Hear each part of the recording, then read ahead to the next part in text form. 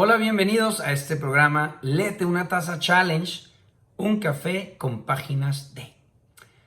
Soy Omar Pereira y me da mucho gusto saludarlos. Hoy voy a leer un pedacito de American Dirt, Tierra Americana, de Janine Cummins. Es este libro que tengo acá.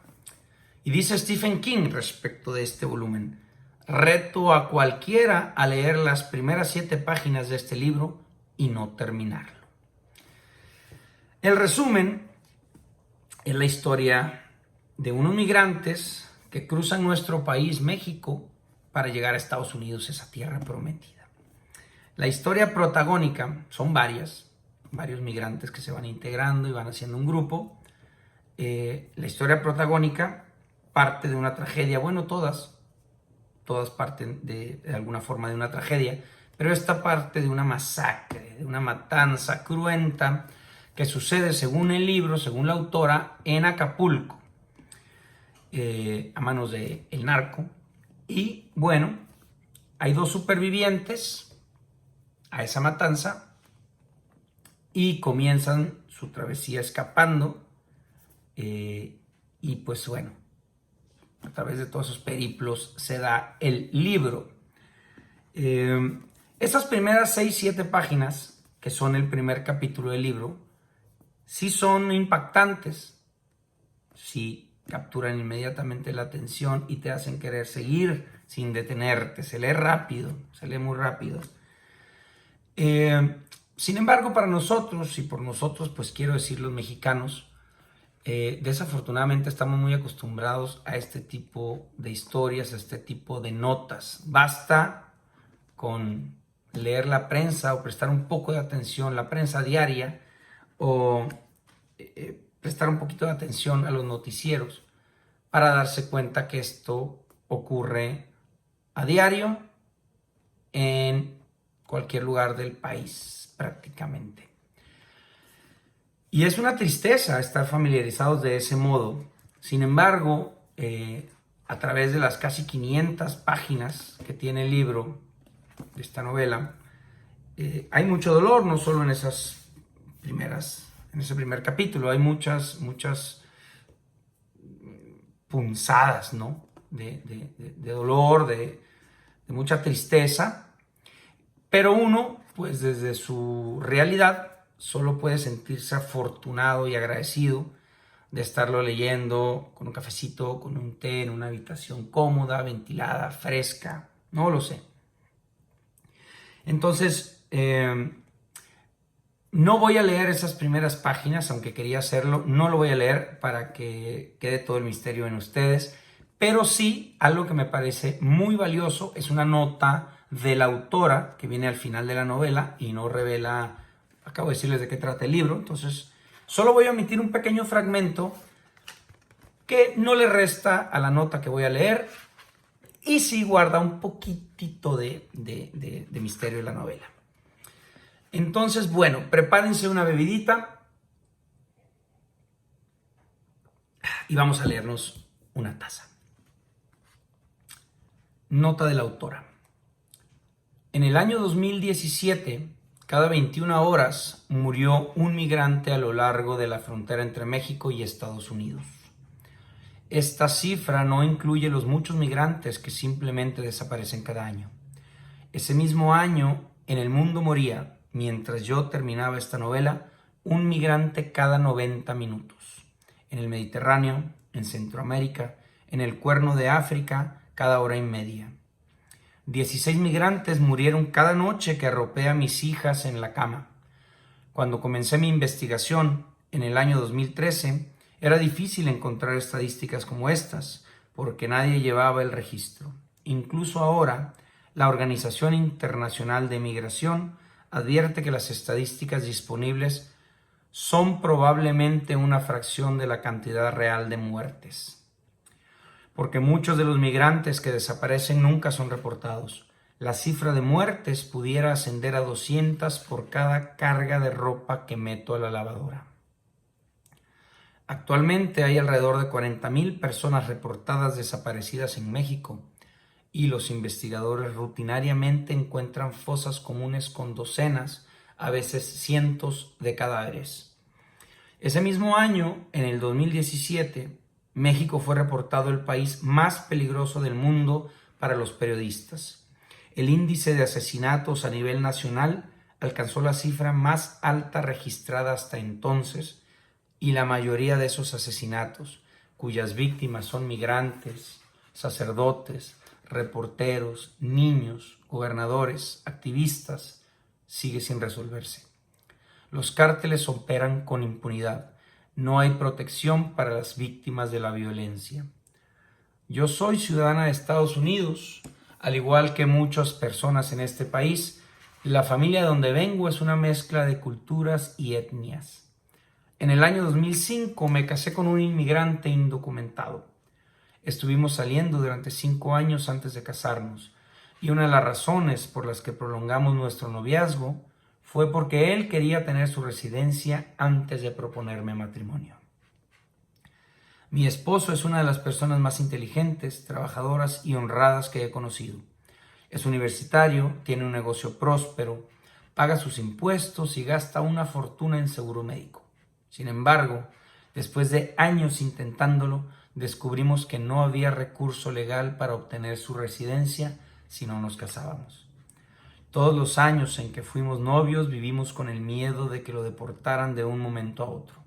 Una vez, en la Ruta 70, en las afueras de Baltimore, un policía nos detuvo por conducir con un faro roto. Los minutos que siguieron mientras esperábamos a que el oficial regresara a nuestro vehículo fueron de los más espantosos de mi vida. Nos tomamos de la mano en la oscuridad del asiento de adelante. Yo pensé que lo perdería. Así que podría decir que tengo intereses personales en esta historia, pero la verdad es más complicada aún. Hay otros 2 factores que probablemente incidieron más que el estatus migratorio de mi esposo en despertar mi interés hacia el tema. El primero es que, cuando yo tenía 16 años, 4 extraños violaron brutalmente a 2 primas y las arrojaron de un puente en St. Louis, Missouri. A mi hermano lo golpearon y también lo aventaron del puente. Él fue el único que sobrevivió. Escribí sobre ese espantoso crimen en mi primer libro, Las Memorias A Rip in Heaven. Dado que ese crimen y la propia redacción del libro fueron experiencias formativas en mi vida, comencé a interesarme más por las historias de las víctimas que por las de los criminales. Me interesan los personajes que sufren adversidades inconcebibles y logran sobrevivir e incluso triunfar más allá del trauma. Personajes como los de Lidia y Soledad son en esta novela protagonistas. Me interesan menos las historias violentas y de macho con mafiosos y policías. Creo que el mundo ya tiene suficientes historias de ese tipo. La literatura sobre el mundo de los cárteles y los narcotraficantes es acuciante e importante. Leí gran parte de ella durante mi primera fase de investigación. Estas novelas proporcionan a los lectores cierta comprensión del origen de parte de la violencia que afecta el sur de la frontera.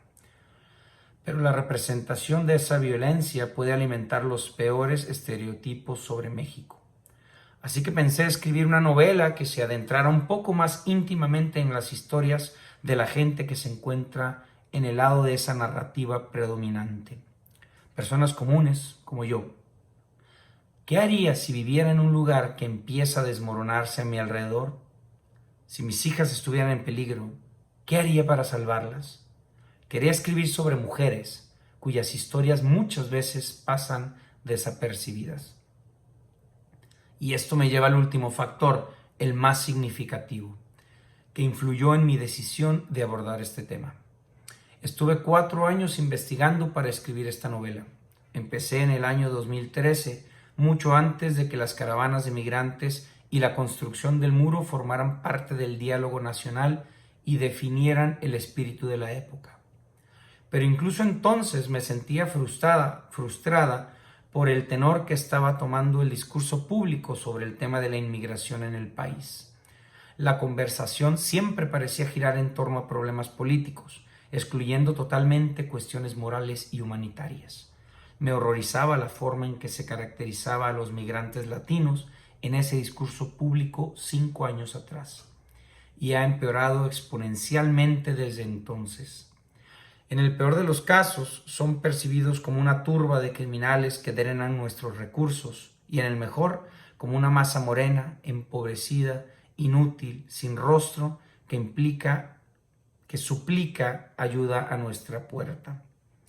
Muy pocas veces pensamos en ellos como seres humanos, gente con la voluntad de tomar sus propias decisiones, gente que pudiera contribuir a sus propios futuros brillantes y a los nuestros, como tantas generaciones de inmigrantes, a menudo vilipendiados, han hecho antes que ellos. Cuando mi abuela llegó a este país proveniente de Puerto Rico, en los años 40, era una mujer elegante, bella, de una familia rica de la capital, la joven esposa de un apuesto oficial de la Marina.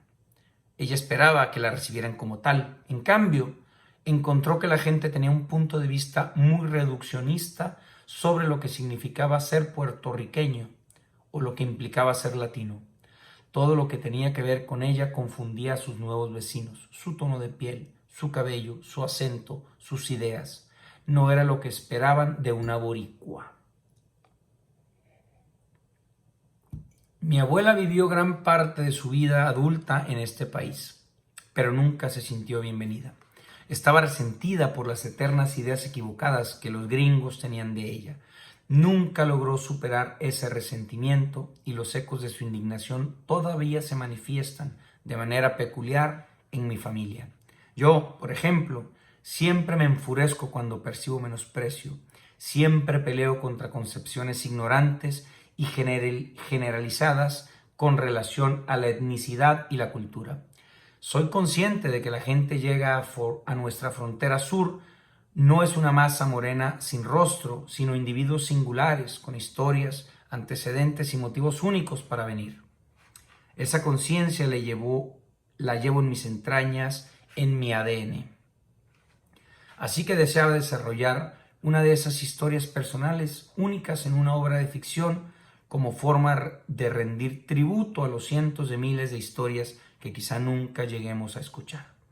Y al hacerlo, espero crear una pausa que permita al lector comenzar a identificar las diversas aristas del problema. Cuando vemos migrantes en las noticias, debemos siempre saber que esas personas son seres humanos.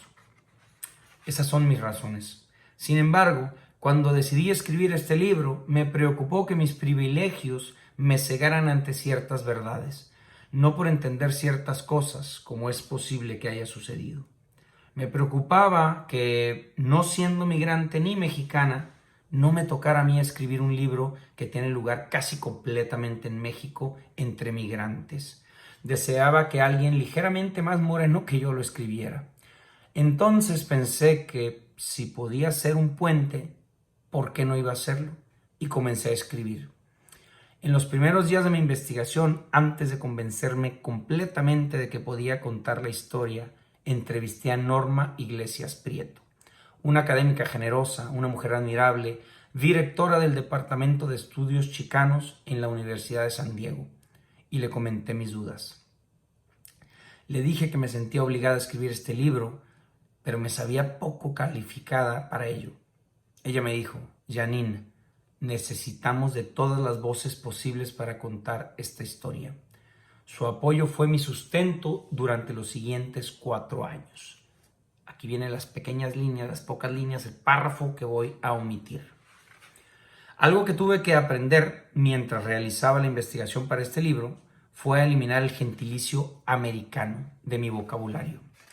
En todo el hemisferio occidental se percibe cierta exasperación por el hecho de que Estados Unidos se haya apropiado de ese gentilicio, ignorando el hecho de que el continente americano incluye múltiples culturas y pueblos que también se consideran americanos, sin las connotaciones culturales secuestradas.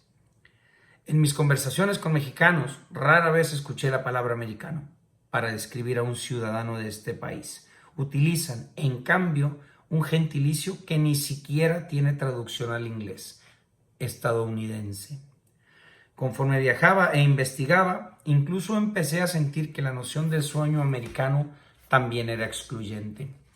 Hay un graffiti maravilloso en una pared de la frontera con Tijuana que convertí en el motor de toda esta empresa. Le tomé una fotografía que tengo como fondo de pantalla en mi computadora y cada vez que me sentí desanimada o vacilante, di clic en mi escritorio y la miré. Dice, también de este lado hay sueños. Bien, American Dirt de Janine Cummins. Eso fue la nota de la autora. Es un libro muy interesante, muy crudo, muy realista. Bueno, esa fue la recomendación de este día, esta lectura y esta tacita que nos bebimos. Muchas gracias. Nos vemos en la próxima entrega. Gracias, chao.